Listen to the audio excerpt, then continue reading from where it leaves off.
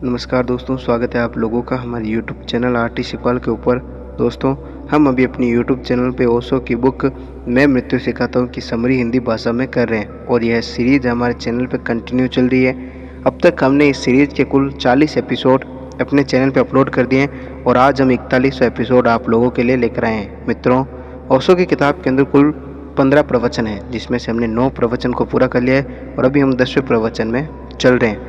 आप लोगों तक इन प्रवचन को हम छोटे छोटे एपिसोड के माध्यम से आप तक पहुंचाएंगे और इन्हें आप तक पहुंचाने का हमारा सिर्फ एक मकसद है कि आप लोग ओशो के विचारों को सुने और इन्हें अपने जीवन में उतार कर अपने जीवन में आप कुछ परिवर्तन लेकर आ सकें। तो दोस्तों, अगर आप लोगों ने पिछले एपिसोड नहीं देखे हैं तो हम उनकी प्लेलिस्ट की लिंक अपने डिस्क्रिप्शन बॉक्स में दे देंगे, आप लोग वहाँ से उन एपिसोड को सुन सकते हैं। तो चलिए आज का जो 41वां एपिसोड है उसे शुरू करते हैं और आपको लेकर चलते हैं ओशो की किताब मैं मृत्यु सिखाता हूँ की तरफ। एक दफ़ा तो ऐसा मजाक हुआ कि एडिसन, जिसने 1000 आविष्कार किए हैं, शायद इतने ज़्यादा आविष्कार किसी आदमी ने नहीं किए होंगे।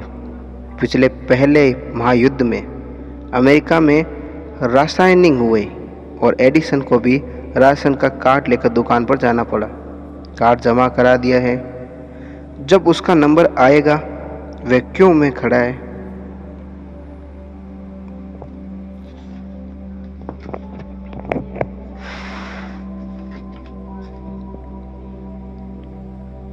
एक दफ़ा तो ऐसा मजाक हुआ कि एडिसन, जिसे 1000 आविष्कार किए हुए हैं, शायद इतने ज़्यादा आविष्कार किसी आदमी ने नहीं किए। पिछले पहले महायुद्ध में अमेरिका में राशनिंग हुई और एडिसन को भी राशन का कार्ड लेकर दुकान पर जाना पड़ा। कार्ड जमा कर दिए गए हैं, जब उसका नंबर आएगा वह क्यू में खड़ा है और जब नाम पुकारा गया थॉमस एडिसन का तो वह भी ऐसा देखने लगा चारों तरफ जैसे किसी दूसरे आदमी के लिए पुकारा गया है। कोई व्यक्ति भीड़ में उसे पहचानता था तो उसने कहा, जहाँ तक मैं समझता हूँ मैंने अखबारों में आपके फ़ोटो देखे हैं, आप ही एडिसन मालूम पड़ते हैं। उसने कहा, तुमने अच्छी याद दिलाई। असल में 30 साल से मुझे अपने से मिलने का कोई मौका ही नहीं मिला, फुर्सत भी नहीं मिली। लेबोरेटरी में 30 साल इतने ज़ोर से लगा था वह आदमी, और फिर वह इतना कीमती आदमी था कि उसका नाम लेकर तो कोई बुलाता ही नहीं था। वह अपना नाम भूल गया था। 30 साल से किसी ने उसका नाम लिया भी नहीं था। उसके सामने चेतना का जो तीर है, अगर वह किसी वस्तु की तरफ बहुत तीव्रता से लग गया है तो कंसंट्रेशन होगा, लेकिन सारे जगत के प्रति अंधकार हो जाएगा और अपने प्रति भी अंधकार हो जाएगा। आखिरी अवस्था की जो है मैं बात कर रहा हूँ, वहाँ ऑब्जेक्ट खत्म हो जाएगा, सारे बिंदुओं पर प्रकाश हो जाएगा और साथ ही उस बिंदु पर भी प्रकाश हो जाएगा जो मैं हूँ। यह अनफोकस्ड लाइट होगा। प्रकाश न कहें, इसे हम आलोक कहें। प्रकाश और आलोक में इतना ही फर्क है, वे पर्यायवाची नहीं है। जब सूरज उग जाता है तब जो होता है वह प्रकाश है, और जब रात खत्म हो जाती है और सूरज नहीं उगा होता है तब जो होता है वह आलोक है। अनफोकस्ड, अनसेंटर्ड, सिर्फ आभा है। तो परमात्मा सिर्फ आभा है, या परम जागृति में पहुंची हुई स्थिति सिर्फ आभा की है। इससे ठीक उल्टी स्थिति अंधकार की या पूर्ण सुषुप्ति की है। ऐसा समझे, पूर्ण जागृति में न तो जानने वाले का बिंदु बसता है, न जानने वाली कोई चीज़ का बिंदु बसता है। सिर्फ आभा रह जाती है, अनंत, जो एक अर्थ में सब जानती है लेकिन एक अर्थ में कुछ भी नहीं जानती है। इस अर्थ में सब कुछ जानती है क्योंकि अब कुछ भी नहीं बचा जो उसके प्रकाश के बाहर है, और एक अर्थ में वह कुछ भी नहीं जानती है क्योंकि कुछ भी ऐसा नहीं है जिस पर उसने जानने की चेष्टा की हो। अगर वह जानने की चेष्टा करे तो बाहर दूसरी चीज़ें अनजानी छूट जाएं। वैज्ञानिकों के अर्थों में यह ज्ञान नहीं होता है, यह कवि के अर्थों में ज्ञान होगा। दूसरी साधारण अवस्था में एकाग्रता की, जबकि हम एक चीज़ को जानेंगे, सबको भूल जाएंगे, अपने को भी भूल जाएंगे। और इससे भी पहली प्राथमिकता अवस्था है जब न तो हम वस्तु को जानेंगे और न अपने को जानेंगे, पूर्ण अंधकार होगा। न तो हम किसी चीज़ को जान रहे हैं, एकाग्रता भी नहीं है, न हम सबको जान रहे हैं, जागरूकता भी नहीं है। न हम अपने को जान रहे हैं। जानना अभी गर्भ में है, जानना अभी बीज में है, जानना अभी अप्रगट है, जानना अभी जड़ में छिपा है। ये पूर्ण सुषुप्ति की अवस्था होगी, वह पूर्ण जागृति की अवस्था होगी। और इसके बीच में ध्यान के अनंत बिंदु होंगे और इनमें हम निरंतर डोलते रहेंगे। जब तुम दिन में जागते हो तब जागृति की तरफ तुम्हारा पेंडुलम थोड़ा सा झूल जाता है। जब रात में सोते हो तब तुम्हारा सुषुप्ति की तरफ पेंडुलम झूल जाता है। असल में जब हम सोते हैं तब हम पदार्थों के करीब पहुंच जाते हैं, जब हम जागते हैं तब हम परमात्मा के करीब पहुंच जाते हैं। करीब करीब यानी एक घड़ी जरा सा हम डोल जाते हैं। अगर डोलना हमारी जारी रहे, यह यात्रा हमारी बढ़ती चली जाए, तो एक घड़ी ऐसी आ जाती है कि तुम सोते समय में भी पूरी तरह नहीं सोते हो, सोने को भी तुम जानने लगते हो। तब सोना एक शारीरिक विश्राम हो जाता है, आध्यात्मिक अंधकार नहीं या फिर आत्मिक अंधकार नहीं। तब तुम सोते भी हो और जानते भी हो कि सो रहे हैं। तब तुम रात में करवट भी बदलते हो और जानते हो कि करवट बदल रहे हैं। तब तुम्हारे भीतर जानने की अनवरत धारा बहने लगती है। इससे उल्टा भी हो जाता है।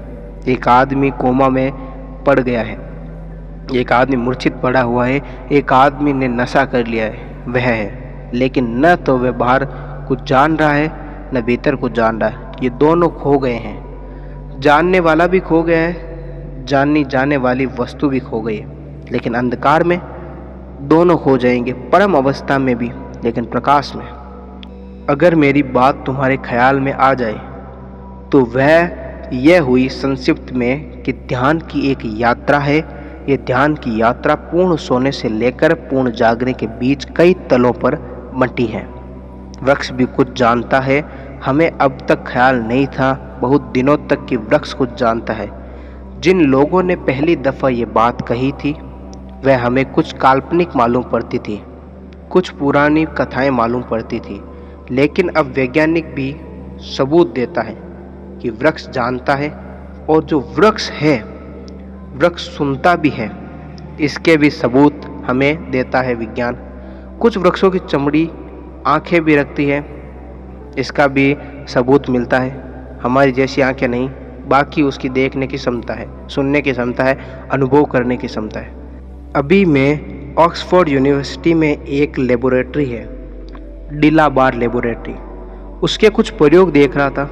उन्होंने कुछ हैरानी के अनुभव वैज्ञानिक व्यवस्था से सिद्ध किए हैं। एक जो बहुत हैरानी का अनुभव है वह यह है कि एक ही पैकेट के आधे बीज एक गमले में बोए गए हैं, उसी पैकेट के आधे बीज दूसरे गमले में बोए गए हैं। और ये 50 प्रयोगों के बाद की एक गमले के ऊपर एक पवित्र पुरुष से, एक फ़कीर से प्रार्थना करवाई कि उसके बीज जल्दी अंकुरित हो, उनमें फूल आए, उनमें फल आए, वे पूर्णता को उपलब्ध हो।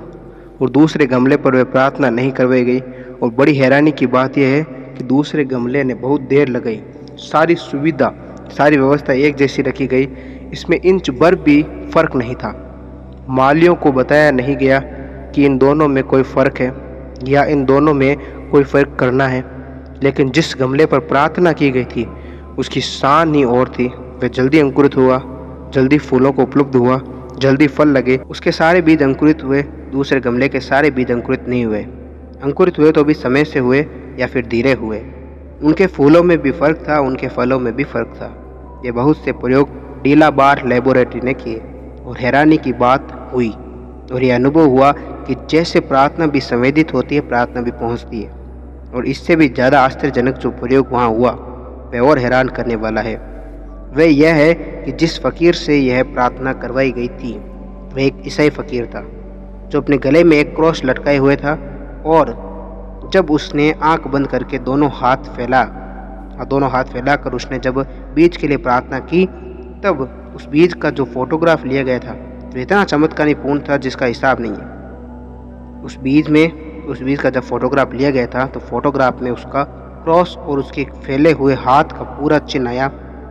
बीज के फोटोग्राफ में, वो फोटोग्राफ में उन दोनों के क्रॉस और उसके फैलाए हुए हाथ का पूरा चिन्ह भी बीच के फोटोग्राफ में भी आया। इसका क्या मतलब होता है? इसके इम्प्लिकेंस बहुत बड़े हैं।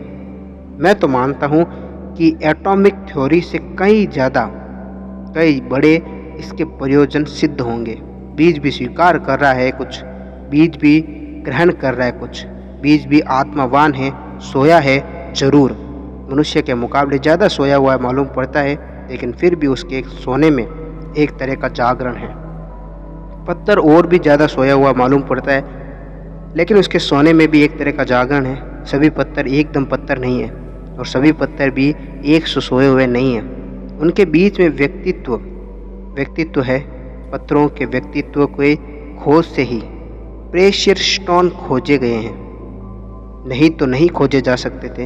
ये मत सोच लेना कि किसी भी पत्थर को कीमती समझ लिया गया है, और यह भी मत सोच लेना कि जैसा कि अर्थशास्त्र भ्रांति पैदा करता है कि सिर्फ न्यून होने से कुछ चीज़ें कीमती हो गई। ऐसा भी नहीं है। जैसे एक आदमी खड़ा हुआ है बुद्ध नाम का, और एक साधारण आदमी खड़ा हुआ है बुद्ध के पड़ोस में। अगर मंगल ग्रह से कोई यात्री आए तो उन दोनों आदमियों में क्या फ़र्क मालूम पड़ेगा? न वह भाषा हम समझे हमारी, न आचरण समझे हमारी। वह मंगल ग्रह का यात्री अगर 1 घंटे भर के लिए बुद्ध को और उनके पास खड़े हुए एक साधारण आदमी को देखकर वापस लौट जाए तो क्या वह कहेगा?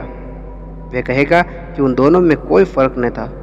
दोनों को श्वास लेते देखा, दोनों की आंखें की पलकें देखी, पलकों को हिलते हुए देखा, दोनों को उठते बैठते देखा, दोनों को खाते पीते देखा, दोनों को विश्राम करते हुए देखा, दोनों को बातचीत करते देखा। वह घंटे भर बाद वापस लौट गया। वह कहेगा 2 आदमी मिले जो बिल्कुल एक जैसे थे। जब 2 पत्थर को हम देखते हैं हमारी हालत भी यही होती है, क्योंकि हम भी नहीं जानते हैं कि उनका भी व्यक्तित्व है। प्रेशियस स्टोन जो है, कीमती पत्थर जो है, वह बड़ी खोज है आदमी की। उसमें धीरे धीरे जिनको अंदाज़ा गहरा बैठता चला गया है और जो संबंधित हो सके हैं, उन्होंने जाना है कि पत्थरों में भी कुछ पत्थर जागे हुए हैं, ज़्यादा जागे हुए हैं, कुछ पत्थर ज़्यादा सोए हुए हैं, और यह भी जाना है कि कुछ पत्थर किन्हीं विशेष दिशाओं में जागे हुए हैं। इसीलिए उन पत्थरों का उपयोग किन्हीं विशेष कारणों के लिए भी उपयोगी हो सकता है। जैसे कि कुछ पत्थर हो सकते हैं कि जिनको तुम अपने पास रख लो, या अपनी ताबीज़ बना लो, या गले का हार बना लो, या अंगूठी बना लो, और उसके बाद तुम्हारी ज़िंदगी में कुछ घटनाएं घटने लगेंगी जो कल तक नहीं घटती थी, क्योंकि वह उस पत्थर का भी अपना जीवन है और उस पत्थर के साथ कुछ घटनाएं घटनी शुरू होगी, क्योंकि तुमने उसके साथ सहजीवन शुरू किया है जो कि उसके बिना नहीं घट सकता है। ऐसे पत्थर हैं जिनकी दुर्भाग्यपूर्ण कथा है। वे पत्थर जिसके हाथ में पड़ गए वह दिक्कत में पड़ गया और उसे छूटना भी मुश्किल हो गया। और जब भी वह पत्थर किसी दूसरे के हाथ में गया है, दूसरा दिक्कत में पड़ गया, जिनका सैकड़ों वर्षों का, बल्कि कुछ पत्थरों का हजारों वर्षों का इतिहास है कि वे जिसके पास गए हैं उसको दिक्कत में डालते गए या फिर डालते चले गए। वे पत्थर अभी भी जीवित हैं, वे अब भी अपना काम कर रहे हैं। वे जहाँ जिसके पास होंगे उसे दिक्कत में डालते चले जाएंगे। कुछ पत्थर हैं, वे जिसके पास गए हैं उसकी ज़िंदगी में सुख की संभावनाएं बढ़ गई है, और वे जिसके पास गए हैं उसकी संभावनाएं बढ़ती चली गई है। उन पत्थरों की कीमत बढ़ती चली गई है। पत्थरों का भी व्यक्तित्व है, पौधों का भी व्यक्तित्व है। इस जगत में प्रत्येक चीज़ का व्यक्तित्व है, और व्यक्तित्व निर्भर होता है उसके सोने और जागने की तारतम्य से। वह कितना जागा हुआ है, कितना सोया हुआ है, ध्यान उसका कितना सक्रिय है। तो इसे ऐसे भी सोच सकते हो कि ध्यान की सक्रियता का नाम जागरूकता, ध्यान की निष्क्रियता का नाम निंद्रा मूर्छा, ध्यान की परम निष्क्रियता का नाम प्रधात, ध्यान की परम सक्रियता का नाम परमात्मा। इसी उत्तर के संबंध में एक प्रश्न है। आपने 2 स्थितियां बताई, पूर्ण मूर्छा और पूर्ण जागृति। पूर्ण मूर्छा और पूर्ण जागृति क्या है, आइए आपको इस संबंध में बताते हैं। तो पूर्ण मूर्छा से पूर्ण जागृति की ओर यात्रा होती है। तो पूर्ण जागृति के बाद कहाँ पहुँच जाते हैं हम, और पूर्ण मूर्छा कहाँ से शुरू होती है, कहाँ से आती है? असल में जैसे ही पूर्ण शब्द का प्रयोग होता है वैसे ही कुछ शर्तों को समझ लेना जरूरी है। जैसे जब हम पूछते हैं पूर्ण कहाँ समाप्त होता है, तब हम गलत सवाल पूछते हैं, क्योंकि पूर्ण का मतलब ही है जो कहीं समाप्त नहीं हो सकता। अगर कहीं समाप्त होगा तो पूर्ण हो जाएगा, उसी सीमा पर बंध जाएगा, वहीं से अपूर्ण हो जाएगा। जब हम पूछते हैं कि पूर्ण कहाँ से शुरू होता है, तब हम गलत बात पूछते हैं, क्योंकि पूर्ण का मतलब ही होता है जो शुरू नहीं होता है, क्योंकि शुरू होगा तो पूर्ण नहीं हो सकेगा। पूर्ण सदा ही अनादि और अनंत होगा, न उसका पहले कोई छोर होगा और न उसके पीछे कोई छोर होगा। छोर हो सके तो पूर्ण नहीं रह जाएगा, इसलिए पूर्ण के आगे पीछे हम सवाल नहीं पूछ सकते हैं। पूछना हो तो पूर्ण के पहले ही पूछ लेना चाहिए। पूर्ण का अर्थ ही यह होता है कि जिसके आगे सवाल बेमानी हो जाए। पूर्ण का मतलब ये होता है कि जिसके बाद कोई सवाल न रह जाए। और जब हमारे मन में यह सवाल उठता है कि कहाँ से ये मूर्छा आई, स्वाभाविक उठेगा कहाँ से आई है, क्योंकि आई तो है, कब आई, कहाँ समाप्त होगी, क्योंकि समाप्त तो होगी, कब समाप्त होगी। जो अमूर्छा की दिशा है वह कहाँ अस्तित्व में है, और जो पूर्ण मूर्छा की दशा है वह कहाँ अस्तित्व में होगी। ये सवाल बिल्कुल ही संगत और फिर भी बिल्कुल बेमानी है। कोई चीज़ संगत होने से ही अर्थपूर्ण होती है। इस भ्रांति में नहीं पड़ना चाहिए। कंसिस्टेंट हो सकती है, मीनिंगलेस हो सकती है। सवाल बिल्कुल संगत है और इन सवालों के जो भी जवाब हैं या फिर जो भी जवाब दिए जाएंगे वे भी बेमानी होंगे और उनसे कुछ हल नहीं होगा। इसलिए हल न होगा कि जो सवाल हमने इस संबंध में पूछा है, उस सवाल का जो जवाब दिया जाएगा उसके संबंध में वैसा ही पूछा जा सकता है। तब मैं तुमसे क्या कहना चाहूँगा? मैं कहना चाहूँगा कि जैसे तुम वैज्ञानिक से नहीं पूछते हो कुछ बातें, तुम धार्मिक से भी क्यों पूछते हो? कुछ बातें वैज्ञानिक से कभी नहीं पूछी जाती है, वे धार्मिक से क्यों पूछी जाती है? और धार्मिक भी खूब नासमझ है कि वैज्ञानिक उनके उत्तर देने से इनकार कर देते हैं और धार्मिक उनके उत्तर देने की गलती में पड़ जाता है। सारे धर्म इसी गलती में पड़ते हैं। ऐसे प्रश्नों के उत्तर देकर फंस जाते हैं जिनके उत्तर नहीं हो सकते हैं। अब जैसे उदाहरण के लिए, अगर तुम एक वैज्ञानिक से पूछो कि वृक्ष हरा क्यों है, तो वह कहेगा कि क्लोरोफिल के कारण। और तुम अगर यह पूछो कि वृक्ष में क्लोरोफिल क्यों होता है, तो वह कहेगा कि यह कोई सवाल नहीं हुआ, यह फैक्ट है, ऐसा होता है। वह यह कहेगा कि वृक्ष में क्लोरोफिल होता है, इसलिए वृक्ष हरा है। अगर आप यह पूछें कि ऐसा क्यों नहीं होता कि वृक्ष में क्लोरोफिल न हो, तो वह कहेगा कि मैं कोई स्पष्टता नहीं हूँ और इसका कोई उत्तर नहीं है। इसलिए विज्ञान नासमझों से बच जाता है, क्योंकि वह तथ्यों के ऊपर बात को छोड़ देता है कि ऐसा है, ऐसा तथ्य है। यह जो विज्ञान है वह इन सवालों से बच जाता है। वह यह कहता है कि ऑक्सीजन और हाइड्रोजन को मिला देते हैं तो पानी बन जाता है। कोई उनसे पूछने नहीं जाता है कि ऐसा क्यों होता है, ऑक्सीजन और हाइड्रोजन के मिलाने से पानी क्यों बनता है, ऐसा क्यों बनता है। वे कहेंगे यह नहीं है सवाल, हम इतना जानते हैं कि इनके मिलाने से बनता है, और इतना हम जानते हैं कि इनके नहीं मिलाने से नहीं बनता है, ये फैक्ट है। इसके आगे फिक्शन शुरू हो जाता है।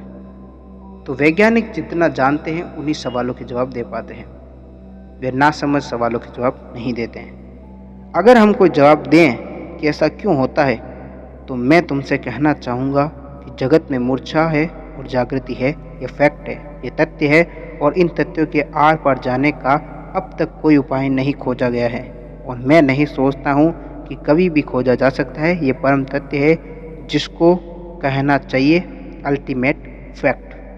आज के लिए इतना ही। मिलेंगे हम आप लोगों से अगले एपिसोड में, तब तक आप लोग अपना ख्याल रखें।